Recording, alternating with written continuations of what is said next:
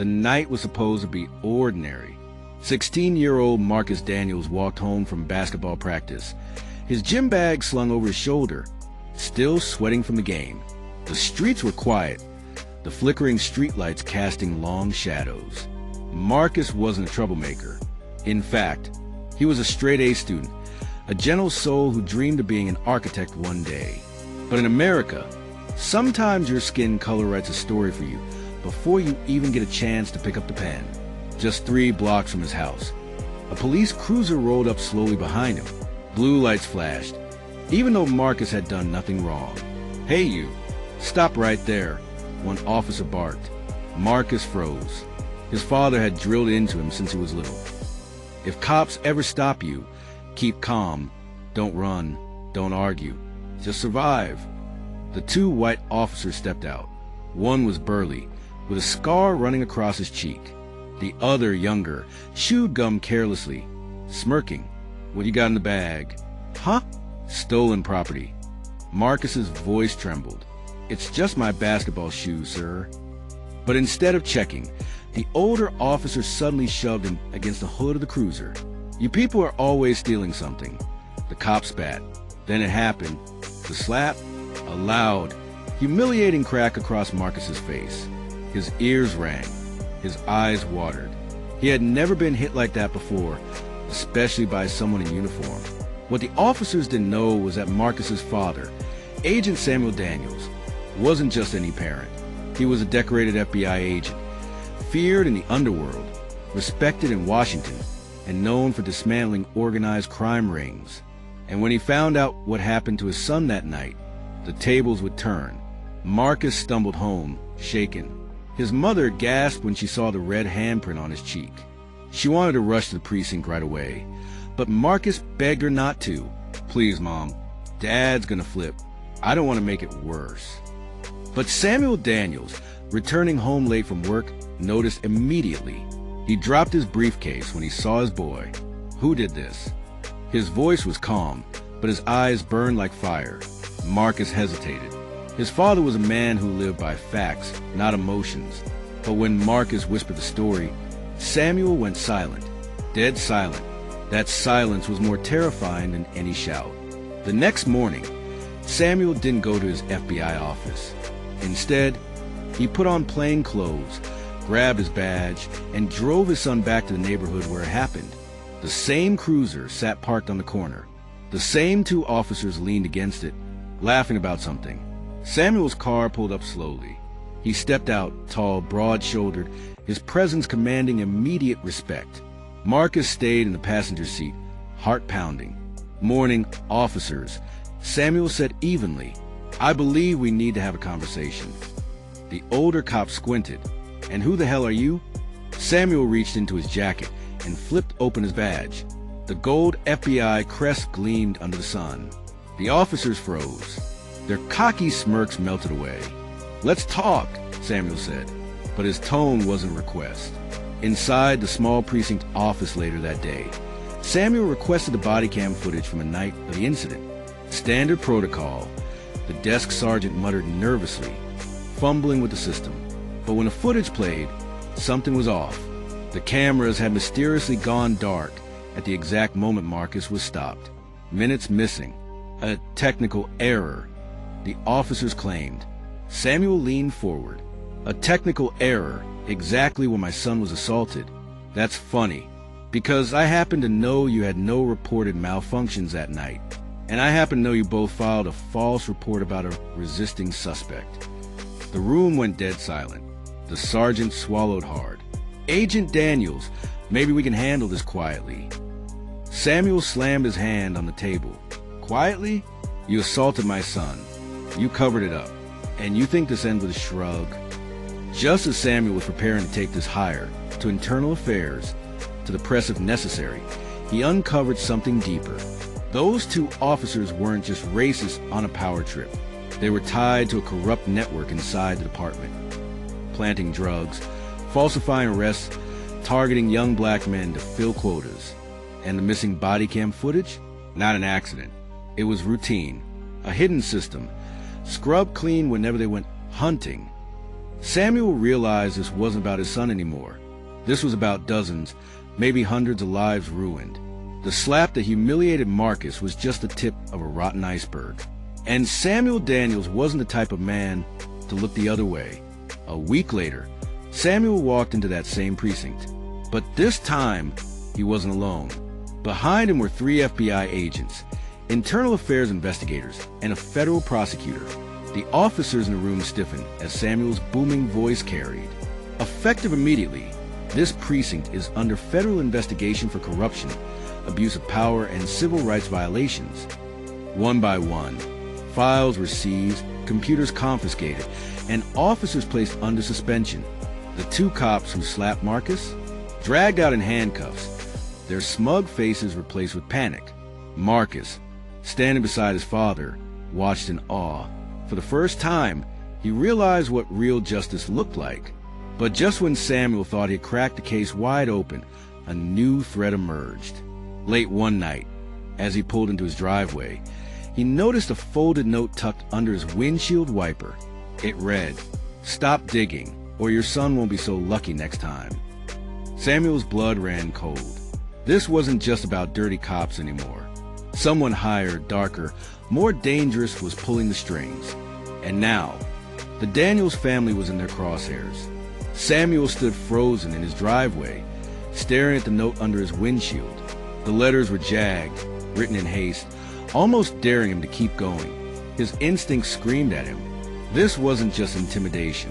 It was a warning from professionals, the kind who followed through.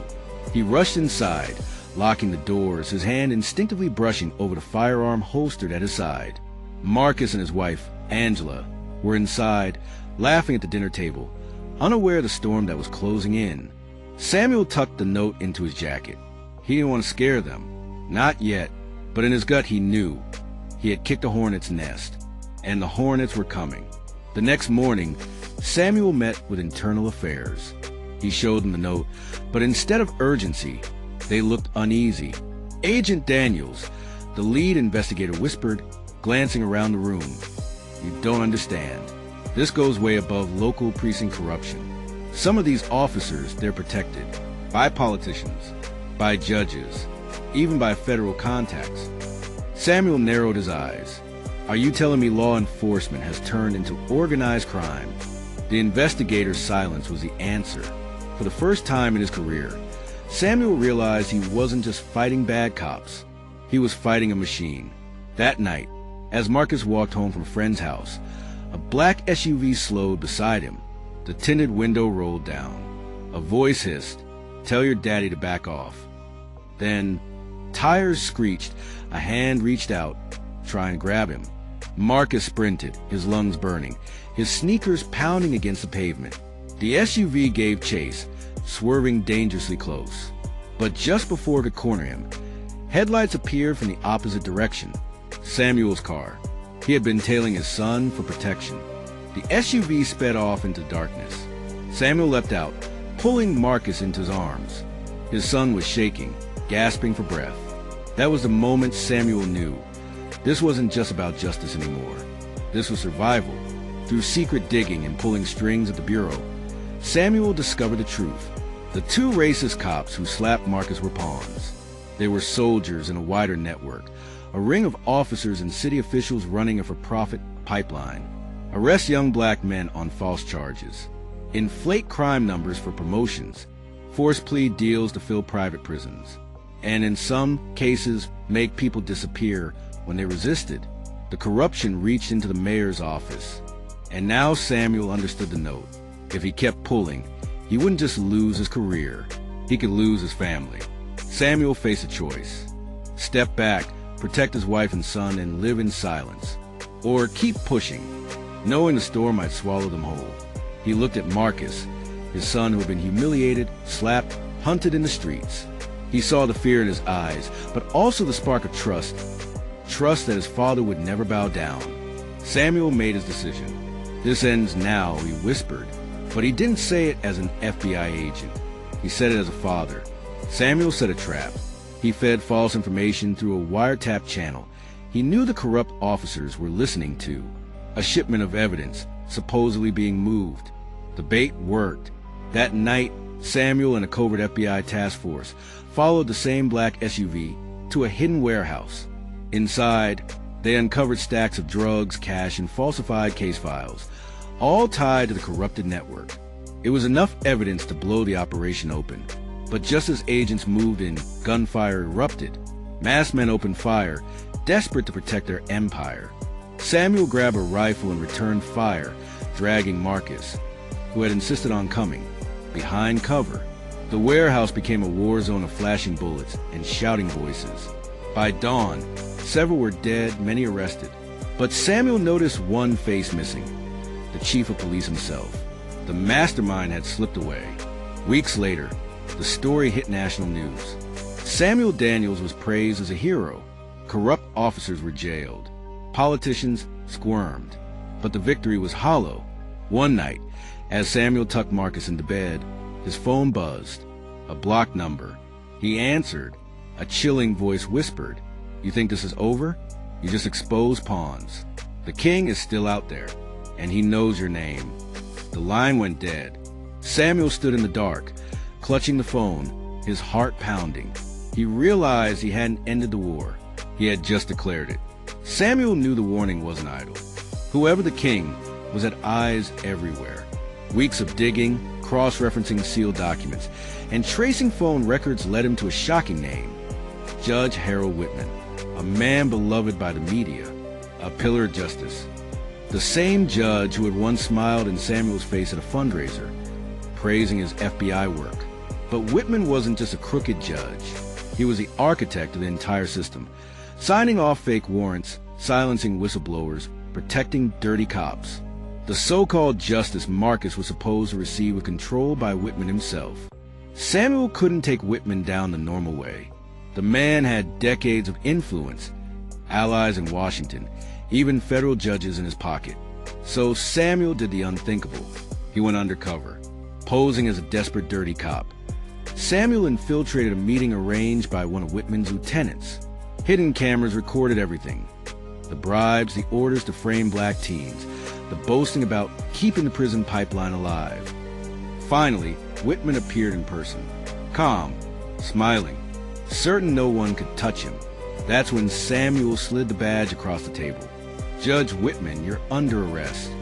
For the first time, Whitman's smile cracked. The courtroom was unlike anything the city had ever seen. On one side, Samuel Daniels, standing not as an FBI agent, but as a father demanding justice for his son. On the other, Judge Harold Whitman, the man who had once controlled the system, now forced to face it. The evidence was overwhelming. The recordings of files in the warehouse, the testimony of officers who turned state's witness. But Whitman fought back. His lawyers twisted facts, discredited witnesses, painted Samuel as a rogue agent blinded by revenge. For days, the verdict teetered on a knife's edge, until Marcus himself walked into the courtroom. The boy who had once been slapped and humiliated now stood tall before the jury. He recounted the night, the sting of the slap, the mockery, the SUV chasing him. But more importantly, he looked directly at Whitman and said, "You thought I'd stay silent, but I'm not afraid of you. My father taught me the truth always wins, even if it takes time." The courtroom went silent, and in that silence, the walls Whitman had built for decades began to crumble. After 3 weeks, the jury returned, guilty on all counts. Whitman's empire collapsed. Dozens of officers and officials were indicted. The corrupt pipeline was dismantled, and for the first time in years, Samuel allowed himself to breathe. Marcus smiled through tears. "We did it, Dad." Samuel shook his head, pulling his son into a hug. "No, son, you did it. You spoke the truth." And that's what really brought him down. Months later, Samuel resigned from the FBI. He knew the war wasn't over, but he wanted to dedicate his life to something bigger. A foundation in Marcus's name to defend wrongfully accused teens and protect families from systemic abuse. Marcus, once a frightened victim, became a voice for other kids, reminding them they weren't powerless, no matter how strong the system seemed. The story spread across the country, a reminder that justice can bend, but it cannot break. not when ordinary families stand up against extraordinary evil. Injustice thrives in silence. Evil grows strongest when good people look away. Power doesn't equal invincibility. Even the most untouchable corrupt figure will fall when truth is exposed. The next generation must see courage. Marcus's strength came from watching his father stand up, even when afraid. Change begins at home. Samuel's badge gave him authority, but it was his love as a father that fueled his fight. Justice takes time, but always finds a way. Subscribe for more interesting and powerful stories.